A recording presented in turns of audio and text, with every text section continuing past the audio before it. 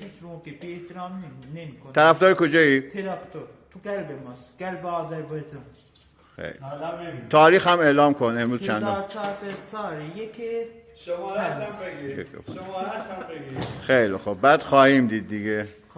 خواهیم دید. این دوستان هم شاهدن. مال تراکتوره انشالله. آره اینم ماییم که اینجاییم. وایس بگیر. وزیر دیگه پرسپولیسی نیست. وزیر پرسپولیسی همین چند هفته پیش گفتم دیگه. شاهد زنده بی آرزو باهم. بازی باهم. پرسپولیسی نیست، شما قهرمانید دیگه. نه دیگه من میگم سولو وزیر رو. نه الان وزیر پرسپولیسی نیست دیگه. نیست. پرسپولیسی دیگه. خب الان شما قهرمانین امسال؟ آره ما با وزیر پرسپولیسی شما قهرمانین. اگه قهرمان نشدین چی؟ اگه نشدین چی؟ ما موقع میگم بازیکنای پرسپولیس مگه اینکه پاکول آفساید و پارسال یادته دیگه پاکول آفساید در 89 گویلسی هم قهرمان شد. میتونیم میزنیم. قربونت